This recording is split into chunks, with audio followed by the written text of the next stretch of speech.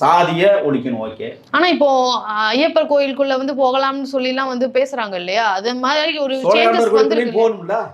தமிழ்நாட்டுக்குள்ள இருக்கிற ஒரு திருத்தலத்துக்குள்ள போகலைன்னு சொன்னா என்ன அர்த்தம்? நான் அண்மையில போயிருந்தேன், போன மாசம் போயிருந்தேன், ஆச்சரியப்பட்டு போனேன்.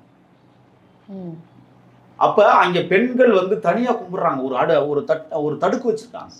அங்கன தீபம் ஏற்றி அங்கனே கும்பிட்டு போயிருந்தாங்க, சாமி முகத்தையெல்லாம் பார்க்க முடியாது.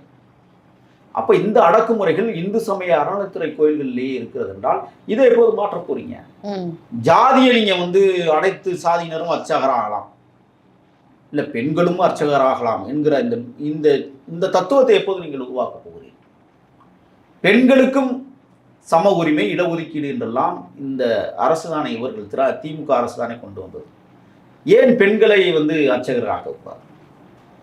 ஏன் பெண்கள் கோயில் கருவறையை பார்க்கக்கூடாது? இதுலயே இவ்வளவு சிக்கல் இருக்கும் பொழுது நடைமுறையில ஒவ்வொன்றா கொண்டு வரணும்னு இருக்கலாம் இல்லையா சார்? ஆனா 30 வருஷமா உங்களால முடியலையே. நான் வைக்கிற 60 வருஷமா இந்த திராவிட இயக்கங்கள் தமிழ்நாட்டு ஆண்டிருக்கே, ஒவ்வொன்றா கொண்டு வந்திருந்தா கூட நீங்க சமூக நீதி கிடைச்சிருக்குமே. இவ்வளவு வருஷமா நீங்க இந்த நலத்திட்டங்கள் என்கிற பெயரில், மக்களுக்கு இலவச நலத்திட்டங்கள் என்கிற பெயரில் அதுலதான் நீங்க குறியா இருந்தீங்க. இதுல குறியாவே இல்லையே. அதுல கொள்ளையடிக்க முடியும், இதுல கொள்ளையடிக்க முடியுமா?